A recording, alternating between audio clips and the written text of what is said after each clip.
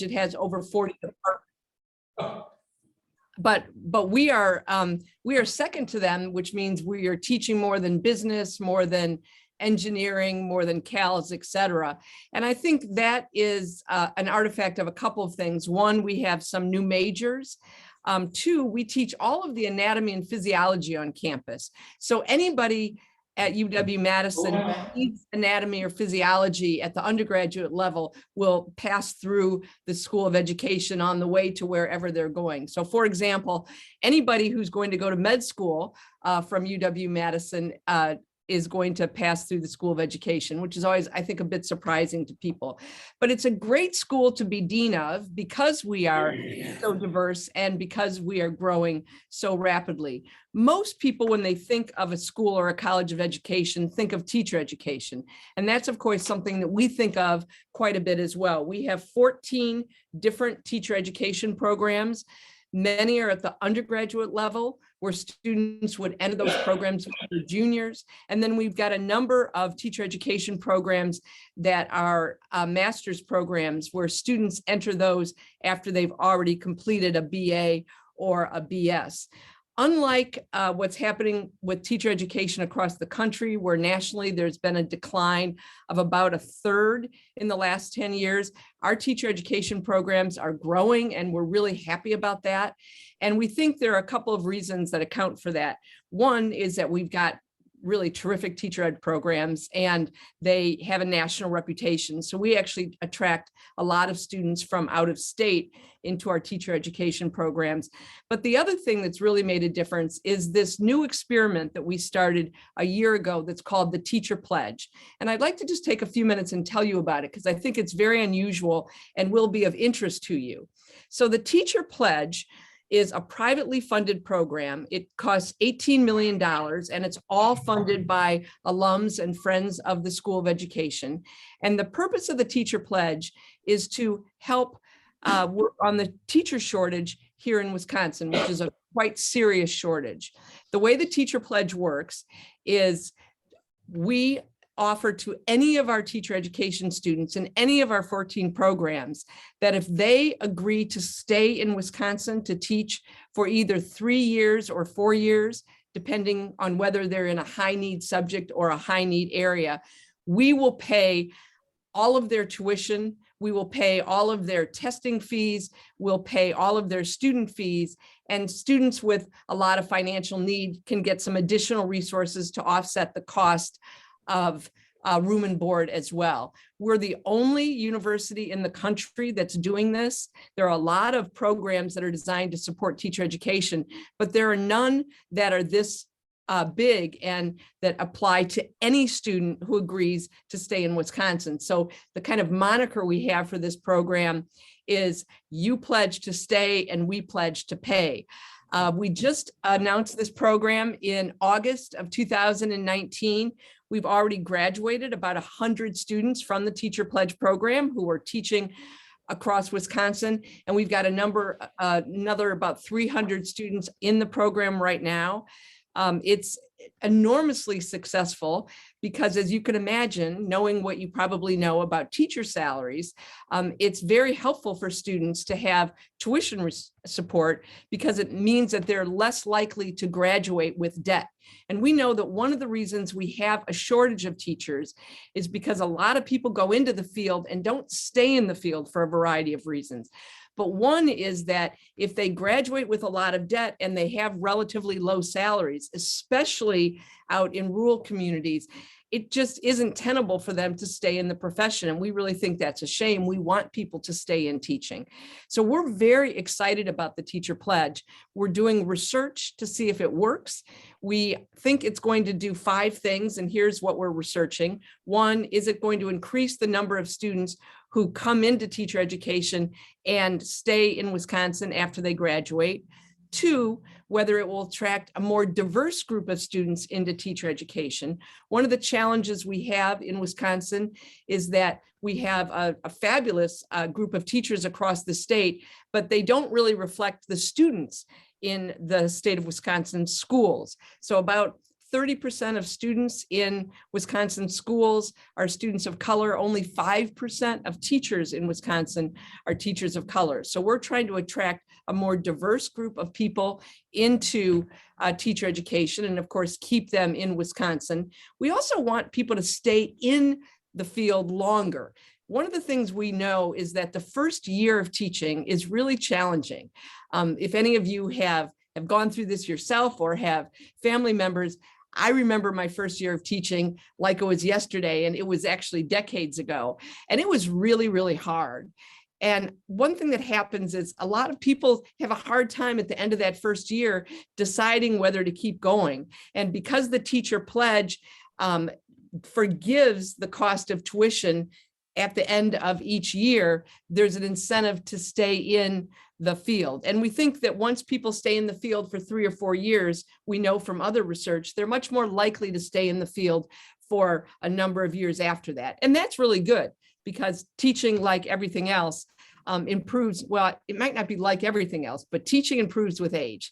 That, somebody who's been teaching for 5 or 6 years generally is a more effective teacher than somebody who's been teaching for 1 or 2 years.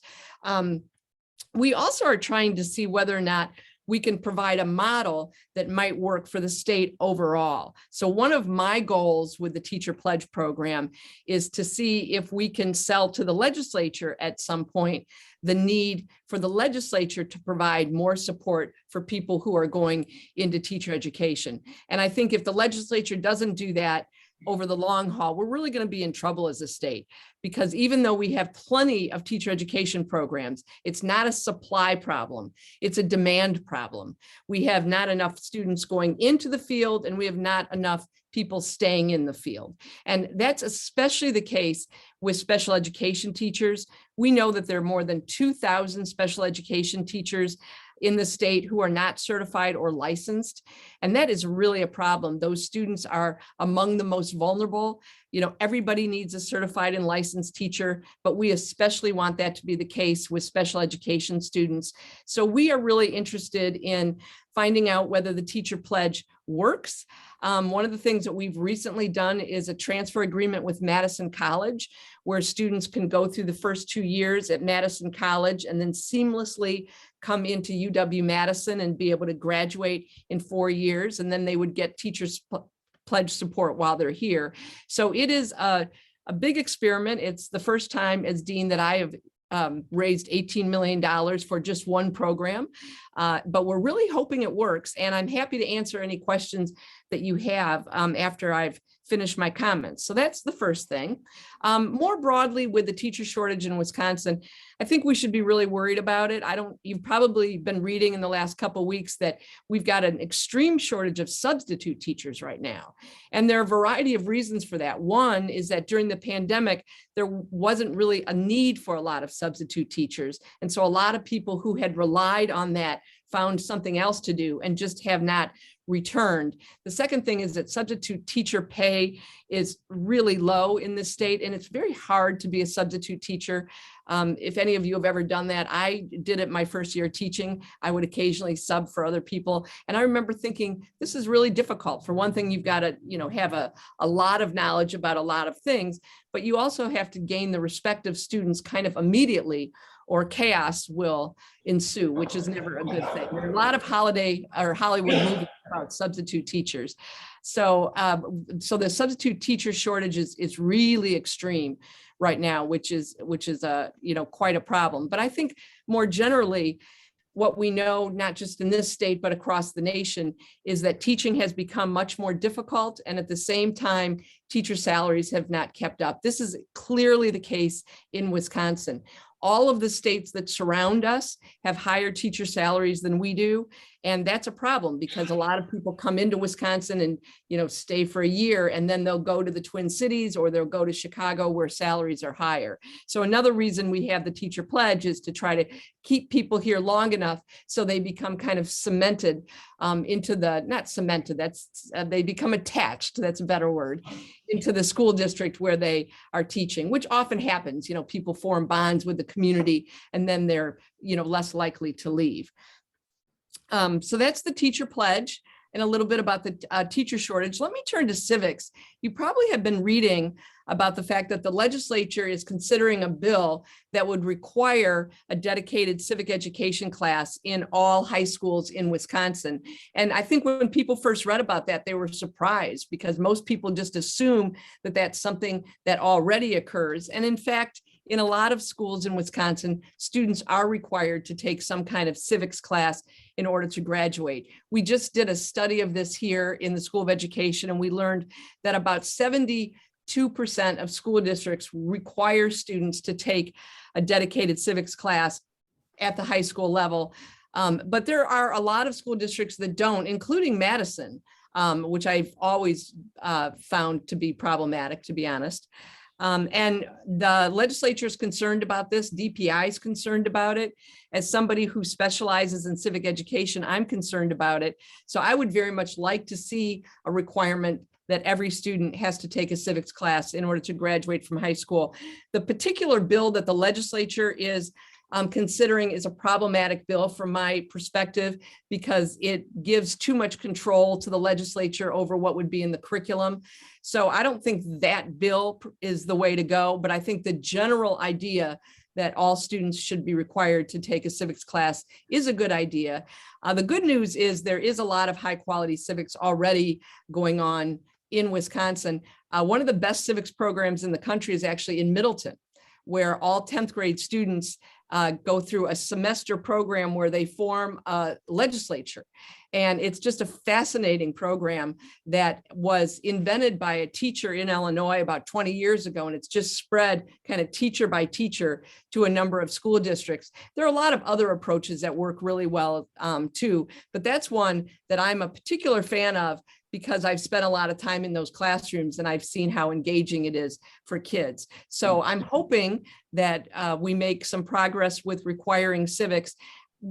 I think real question is not whether it's required, but what's the quality of the civic education that goes on in those classes. And what we know is that kind of the old time civic education where students are memorizing a lot of information and kind of spitting it back on tests, that's not the kind of civic education that makes a difference in terms of helping students learn how to politically and civically participate.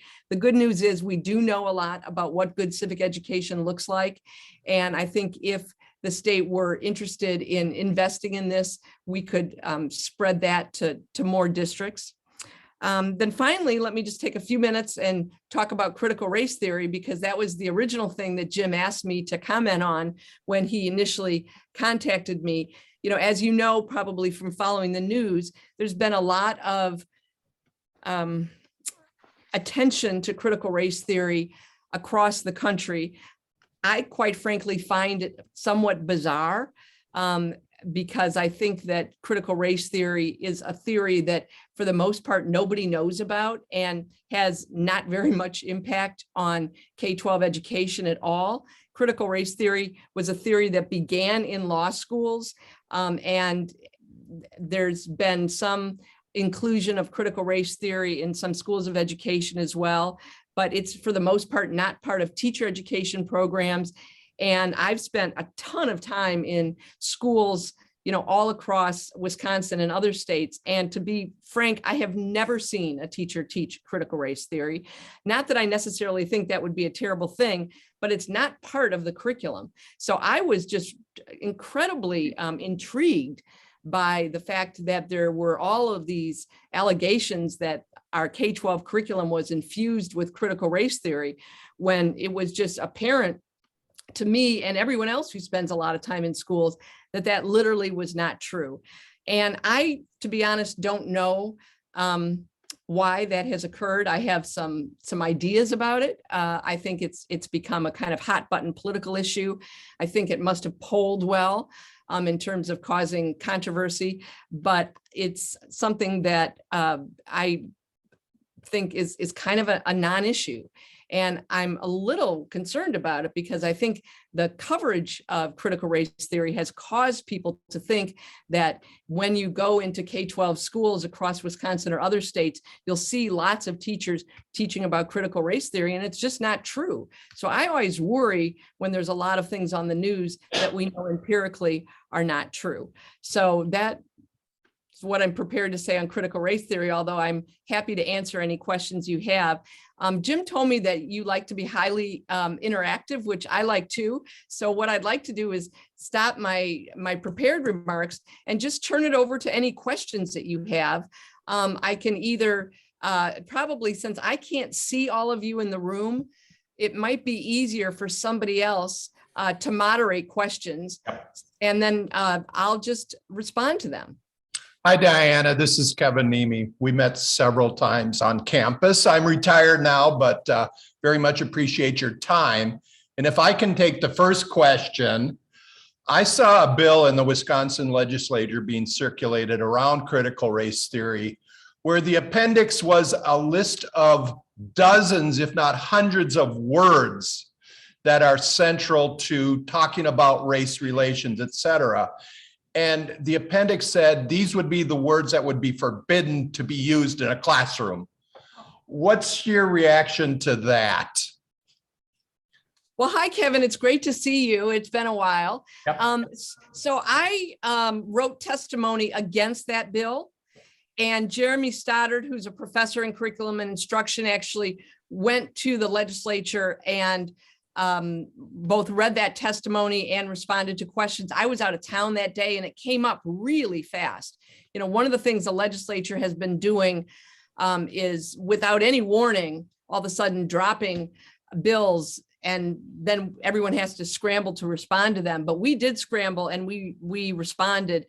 I thought that bill was really problematic, and it's not going to become law. So, which is I think good news. It's was identical to some bills that were introduced in other states' legislatures and some bills that actually passed. The appendix that you're referring to, Kevin, I think that actually was taken out of the bill before it passed the legislature, which was a good thing. We should always be worried about lists of words that can't be said in classrooms. I think that's pretty concerning. But the bill itself would have made it virtually impossible to teach high quality history. And I thought was so problematic that, as I said, I actually entered testimony against the bill, which I don't do that often. There are a lot of bills that the legislature considers that we just don't take a stand on. The School of Education is not a political body. But there are some bills that are so important and we think, so detrimental to teachers and to students in the state, where we do take a stand, and that was one of them. Questions, Tom? And I'll repeat these if you can't hear them. My question is, major problem, I think, with students who do poorly in school is not so much teaching, but their home life. How do you encourage parents to care about their kids actually learning, as opposed to just hand them into school and don't do anything for them? The role of parents in helping, I guess, students have better performance in schools. Is there anything you can do in the pre-service world to help the students who are going to be teachers appreciate they need to reach out to parents? And how can we improve that aspect of education? Well, that's a fabulous question. It's a huge part of teacher education to make sure that people who want to be teachers learn how to engage with parents. And I think there are lots of ways of doing that. And one of the reasons we're so careful about placing our student teachers with cooperating teachers, these are their mentor teachers in the schools, who are really doing a good job, is because they learn a lot from those teachers about how to engage with parents. There's obviously variance with the ability of parents to support their kids in schools. But, I talk to a lot of parents, and I've never had a parent say to me, I don't care about how my child does in school. Parents care about their kids. I think it's very challenging, especially since COVID, for parents to support their kids in school. I think it was very, very hard when, everything moved online. I think that was really a challenge. One of the things that I think happened during that time is people gained a new appreciation for the work of teachers because they realized that, what was just how challenging it was. And it was obviously incredibly hard for teachers, most of whom had never taught virtually before. But, I think that the goal of teachers is to make sure that parents feel like they're being communicated with, to make sure that parents are engaged as kind of partners in the educational process. I was interested in this weekend. I talked to a lot of my friends who are parents, and they have just gone through parent-teacher conferences. And so it's kind of the first parent-teacher conferences in this area since, schools have been back in person. And I was happy to hear from my friends how appreciative they were of the work of teachers. I think it's been very difficult for a lot of students to come back to in-person instruction. And I think a lot of students didn't fare very well when we were, had everything virtually. I mean, we know that. And so I'm very happy personally that students are back in person in school. I think it makes a huge difference. And I think this year is just going to be a hard year. Everyone is adjusting. We still obviously have the effects of COVID, but I think more than that, we had a lot of students who were just out of school for a long time. And even if they were learning virtually, they weren't being socialized in the way that they typically are in school. So it's been a challenge. Other question, Eileen. John Smith had a question online. Okay. Tom? Yeah, it's usually helpful to define the term. And so I'm trying to balance my views with critical race theory. Could you define what it is and relate how that the term systematic racism is incorporated in critical race theory, if it is or is not? Yeah, it is. So critical race theory, as I said, developed in law schools, and it was initially a theory that was used to explain what was happening in the legal system. And in a nutshell, critical race theory centers race at kind of the heart of everything, and posits that the United States, not just the United States, other nations as well, have lingering problems with systematic racism, and that in order to understand what's going on in the United States, you really need to analyze those problems. And so, for example, people who use critical race theory might look at school funding and inequalities in school funding as an example of structural racism. They might look at the history of redlining in this and other states and how that's continued to affect the amount of wealth that families have been able to accumulate. So it's essentially a theory like any other theory that's used as a way to explain broader phenomena. Ron? Yes, Ron Schuler. I have 2 children of color, and I'm wondering what's being done about discrimination in the schools by the teachers. I've seen this firsthand in terms of discriminating against my children, my grandchildren, and my wife, who is white. Ron Schuler has 2 children who are of color, and he has seen rampant racism in schools against his children and is wondering how that can be addressed, I guess.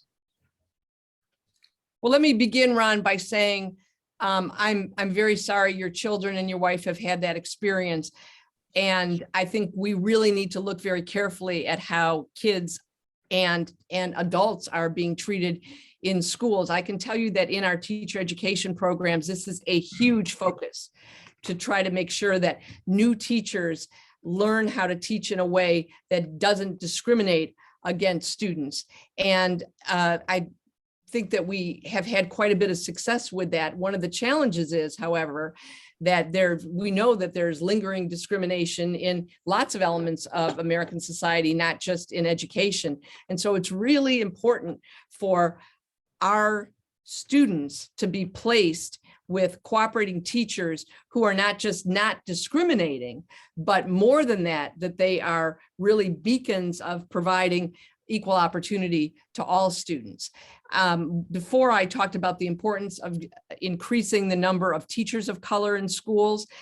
One of the reasons that that is really important is that we know when students of color have even one teacher of color, that it has a dramatic effect on how they see themselves as students and actually on their performance. I'm not suggesting that teachers of color are by definition better at teaching students of color, but that in American institutions, it's really important for young people to see a lot of different people in leadership positions. And in schools in the United States, there still are not enough teachers of color. And that's actually really important for students who are not students of color as well. You know, I read an article a couple of years ago that said the only institution in American society where a white person is likely to encounter a person of color in a position of authority over them is the military. And I think, you know, we really need to work on diversifying not just the teaching population, but principals, superintendents, et cetera. I think that will make a difference. Just an aside from my experience, years ago, I had a grant from the Kellogg Foundation. It was to work with like Mendota Elementary and Sherman Middle School, some of the higher poverty areas in Madison. And I also worked with Turtle School of the Oneida Nation and did an exchange there. And I asked the Oneida teachers, why are you interested in meeting Mendota teachers? We want our students to be exposed to other non-Indian people. And I had never thought of that as a limitation to Turtle School, is that they were all Oneida Nation enrolled students. So, I mean, it just was interesting that Mendota wanted to work with the Indian teachers and the Indian teachers wanted to work with some of the primarily white teachers from a school of high poverty. Herman, question. Not a question, but a comment. I graduated from the School of Education in 1949 with the centennial class of that year. I was the last teacher to get a degree in chemistry teaching from the School of Education. And I began my teaching in 1949 at the fabulous salary of $2,500 per year. I spent 40 years in the school in education and through my degree from the University of Wisconsin. Herman Freimiller is one of our members and got his degree in 1949 from the School of Ed in chemistry education. So he's been around the block a few times and is still an active member of our club. Well, Johnny, Herman, let me say something to Herman. I've got some good news for you. We have more students in our science teacher education program this year than we've had in the last 15 years. We are so excited about that, and including a number of students with degrees in chemistry. And we had one student who just graduated last year who had been a pharmacist, and he didn't like being a pharmacist. So he came back into our teacher education program that we offer to people who are coming in with other degrees. And he is now out teaching science. I can't remember what district he's in, but we are really thrilled that we've got so many people going into science education, because that is an area where there has been a persistent shortage. So first, Herman, thank you for your teaching career. And I hope you're as happy as I am that we have all these students in science education. and just a question, that is a post-bac certification program, correct? Right. So this is anybody who wants to teach middle or high school science, math, English, or social studies and wants to go through University of Wisconsin-Madison comes into a master's program. So it's a 14-month program that starts in June. It ends the following, a year later in August. It's a very intense program. They don't have breaks. So for example, when everyone else is at the break between semesters, they're still in school, and they're in the classrooms every day, and they're on campus taking classes. It's very, very intense. It's an excellent program. And I'm proud of the fact that so many of those students have taken the teacher pledge. And a lot of those students are coming in from out of state, taking the teacher pledge. And so we know they're going to be staying in Wisconsin. John Hickey. This is more of a comment, and I hope nobody sees the dog whistling. But I'm thinking of the fact that East High was blessed by somebody of color, Milt McPike. We all know him. And then all of a sudden, everything goes to hell in a handbasket out there. Could you address misbehavior control? John Hickey was talking about Madison East and the extraordinary leadership of Milt McPike. And when he retired and has subsequently passed away, it seems like East has, has fallen apart to a certain degree. Can you comment on some of the leadership challenges of schools like that? Yeah, well, I think, he was an amazing principal. But we've had a lot of principals at East High who've been very, very strong principals. So it's not the case that East High has not had good leadership since he retired. There have been some really excellent principals at East High. One of the challenges that we're having, it's not just at East High and it's not just in Madison, is the effect of social media on safety in schools. So one of the things that is happening is that if students have some kind of altercation, they're using their phones and they're using social media to enlist people to come help them or to come support them. And so we're seeing, family members, older siblings coming to the school. That is a really problematic thing. And I understand, again, that's not unique to Madison. I think what happened recently at East High School was really awful. And I've talked to the superintendent about it since that incident. And, I think we need to do everything we can do to make sure that schools are safe places. And I think that, the Madison schools traditionally have been fairly safe places. I can tell you that when I came here in 1999, I was really surprised that anybody could just walk into the Madison schools, because I had worked in the Chicago public schools and in the Seattle public schools, where even then, back in the 1990s, you did not get into a school without an ID. You did not get in, the doors were locked. It was much, much different. I mean, students were going through metal detectors to get into the Chicago public schools. There was such an interest in making sure that they stayed safe.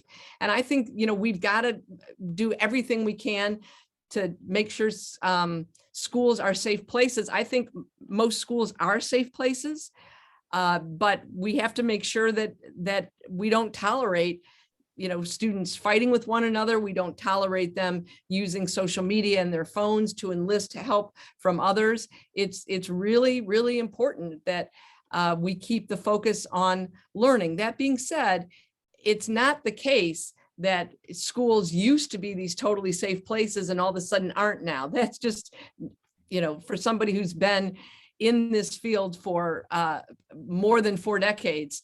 And I've worked in a lot of schools where there needed to be really extreme measures to make sure the kids were kept safe. But, it's obviously really key. The Madison Metropolitan School District and other surrounding school districts is really focused on recruiting and retaining excellent principals. Principals really matter. Anybody who spent any time in any school knows that having a very, very effective principal makes a huge difference. I've worked for both. I've worked for ineffective principals and effective principals. We have principal education programs and superintendent education programs here in the School of Education. And those programs, I think, are really high quality. But just like there's a shortage of teachers, there's a shortage of people going into administration in schools as well. And we want to encourage, our very strongest people, our very strongest leaders to want to be teachers and principals and superintendents. I'll ask maybe the last question, kind of following up on safety. Is there research or is there ongoing research in the school on the presence or absence of police officers within a school? Because Madison just kicked them out.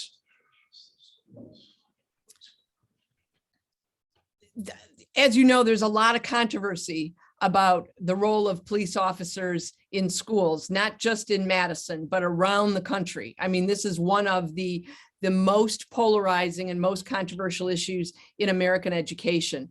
And people have very, very strong views. I can tell you, as someone who's spent a lot of time in a lot of schools, that I've been in safe schools that had police officers, and I've been in safe schools that did not. I might, quite frankly, I think that what is really important now is to make sure that we have a lot of guidance counselors, a lot of social workers, a lot of school psychologists. I think the mental health needs of kids are, which have always been, a big role that school has needed to play. Mental health needs are increasing. This is not just in K-12, this is higher ed as well. And I think certainly COVID has amplified and magnified that. But I don't, to my knowledge, there is no dispositive research that would say absolutely put police officers in schools or don't. I believe we have used enough of your time and we very much appreciate you sharing. Thank you. Well, thank you so much. I wish I could have been there with you in person, but it was nice to be with you virtually. I hope all of you have a wonderful holiday coming up. And if you ever are interested in learning more about the School of Education, please reach out to me. It's very easy to find my email, and I'd be happy to meet with any of you. So again, thanks so much for inviting me into your meeting. Thank you. Okay. We will continue with business. Actually, first, George, are you on? Yep.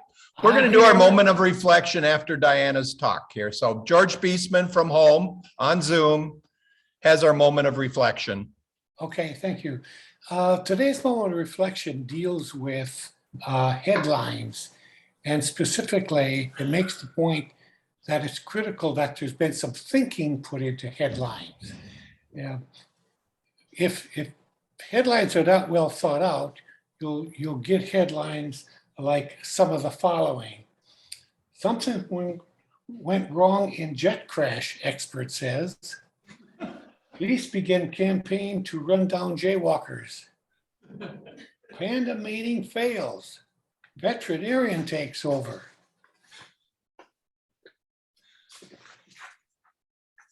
Juvenile court to try shooting defendant. War dims hope for peace. If strike isn't settled quickly, it may last a while. Enfield, London couple slain. Police suspect homicide. Red tape holds up new bridges. Man struck by lightning faces battery charge. New study of obesity looks for a larger test group. Local high school dropouts cut in half. And finally, the last ones, hospitals are sued by 7-foot doctors. So as you start looking at newspapers, magazines, and pay attention to the headlines and see if you could find some headlines that may well have been hastily put there without a lot of thought.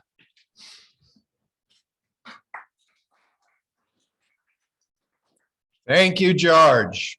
A little humor in the day is always good. I don't have a lot of announcements, so if you have some to share, just be prepared. The board did meet last Wednesday. Not a lot of new business. Some of the things we talked about.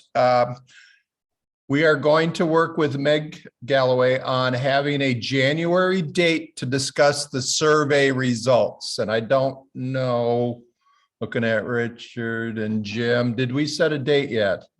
Okay, the January calendar is open except for the 3rd, where we have the pleasure of John Icky and others doing their book reviews. So we'll set a date. So as Eileen said last week, yes, thank you for your responses, but there wasn't a lot of suggestions and ideas to improve. So we will bring that out of you sometime in January and make you talk, or you're not getting out of here. So we'll be sharing ideas about how we can improve the experience here and get our 20 or 30 members who have not made it to a meeting since we've reconvened, how we're going to get them here too.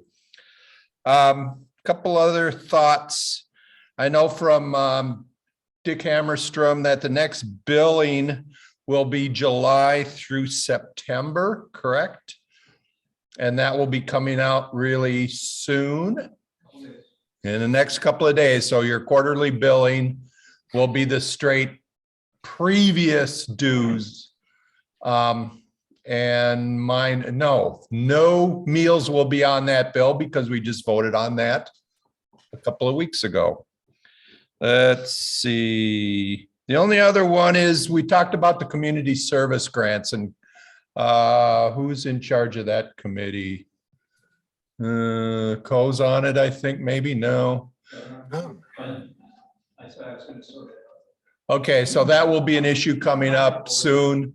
Some of the grants programs and the amounts of money. So we're going to talk to the foundation about that. And then on Monday, the 29th, which is next Monday, the foundation will be meeting here after the regular meeting. So Abe, anything with the foundation? Also, we need to recognize the guest today. And I forgot to do that because I didn't have my notes.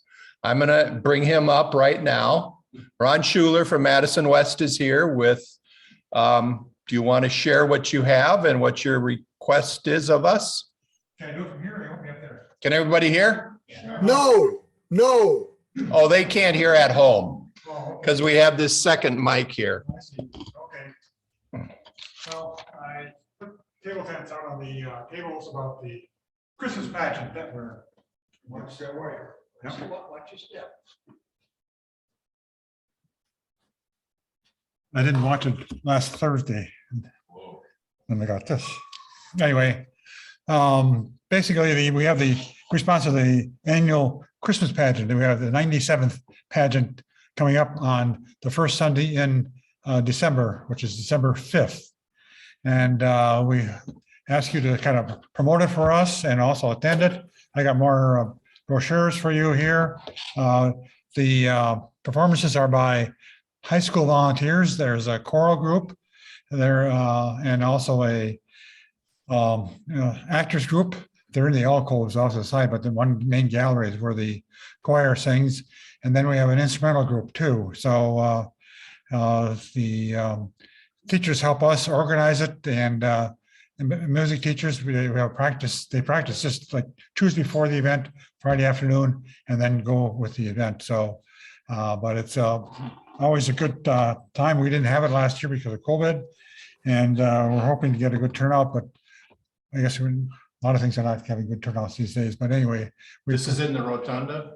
Yes, right in Rotunda, yeah. It's in one of the galleries up on the second or third floor is where the choral group is. And what we do as a Kiwanis Club, we are responsible. We own a stage that's stored at rental storage during the year, and they haul it out for us, bring it out for us, and we set it up. It's a fairly extensive thing, and it's actually raised the performers so that the floor of the stage is at the same level as the railing. So we have something out front to protect them, but some of our workers sometimes hang over the edge. But nonetheless, we also have ushers. We have our Key Club. We have Madison West Key Club and Edgewood High School Key Club and Edgewood College Circle K help usher. And we kind of supervise the ushers, and then we have to take the stage down at the end. And we have two performances, one at 4:15 and one at 5:15. So you can go to either one. And we're also responsible for setting up chairs. They were charging us $1 a chair to set them up. So we got expenses but it's supposed to also cost about $4,000 or $5,000 to run the event. So, but we get contributions from different organizations. So anything you do to promote it, greatly appreciate it. What day? Thank you, Ron. Watch your step, Ron. Any other announcements? I'd like the podium. Richard? First off, I'd like to say in the matter of safety, walk in front of the podium. I have more wires than Carter's got pills. How many people remember that statement? Yeah, a few people out there. I also want to thank some people that are helping me complete the secretary responsibilities. When I was elected secretary, I asked Dick to write a job description.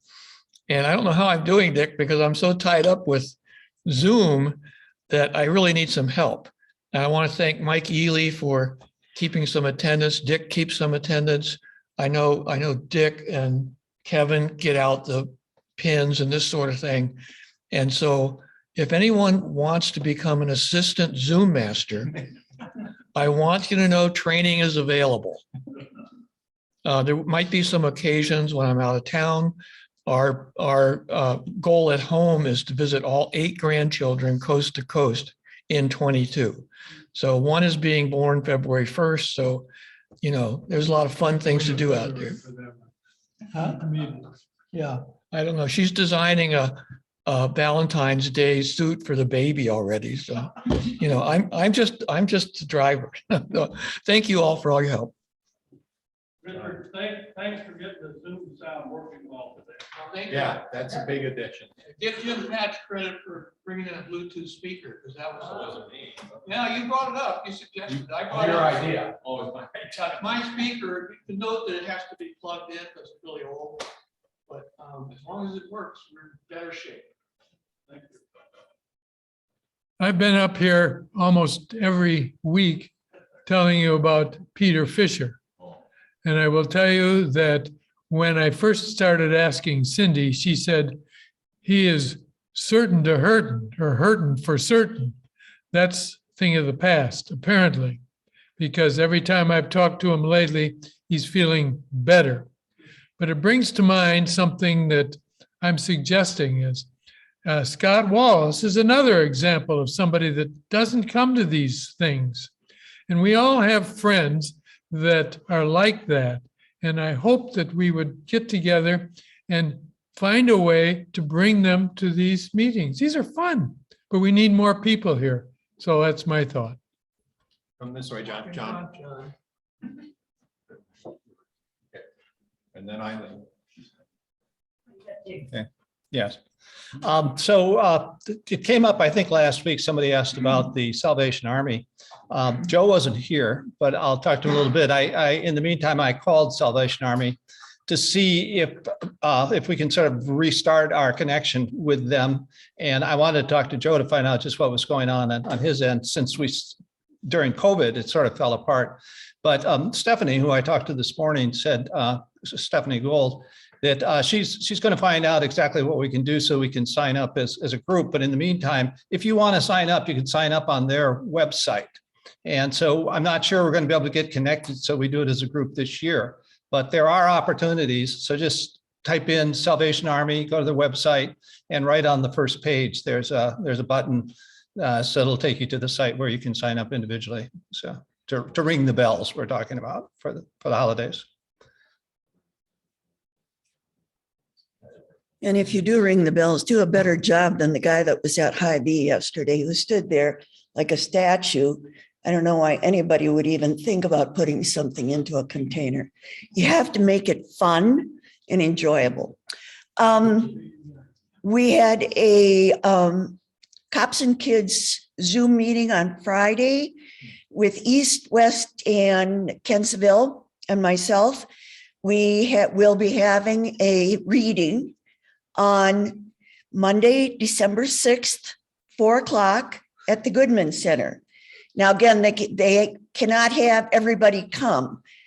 Tom Smith is out of town. I can't make it that day. It really would be nice to have a representative from our club there. Ken Seville is going to have all the books, and they're going to stuff bags for all the kids. It's going to be the 4th and 5th graders or about that age. So if somebody would like to be there that day, just let me know and I'll tie you into everybody else. Thanks. Any hands right now? December 6th, 4 o'clock. Oh, 4 o'clock, Goodman Center. What are the duties? You just go there and sit or what? Yeah, you're gonna go, just, you may have to help fill some bags or something, but it's just to be a representative there of our club. So you see what's going on. And bring it back to the rest of us. I'll check. it's not hard. Tom? I've got something. Go ahead, Tom. Who's the membership chair? The membership chair is no longer a member, so it is one issue.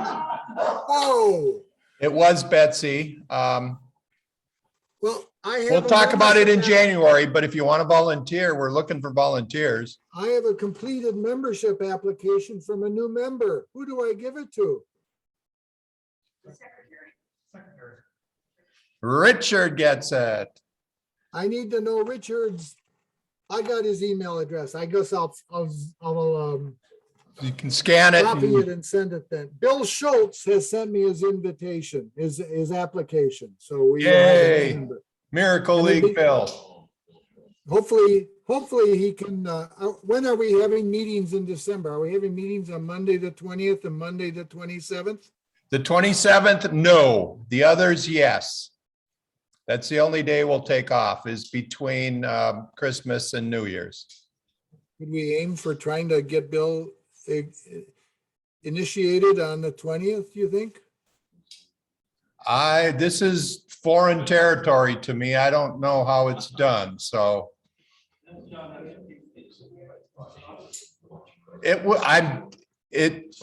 We were just talking and our speaker has to probably zoom in or send a recording on the history of Christmas music because of a conflict. That meeting came up in his schedule. So we will be meeting on the 20th, so that could work.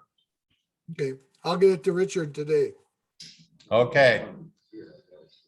Any other announcements, notices? Next week is recycling in Madison, another talk about recycling. And in 2 weeks, we have my friend Chancellor Becky Blank coming to talk with her.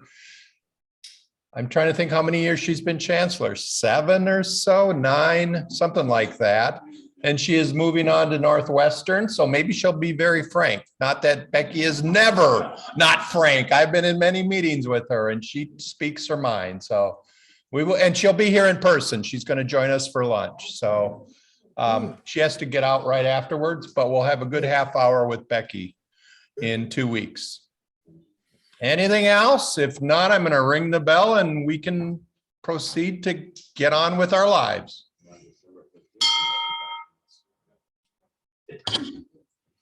All right, bye.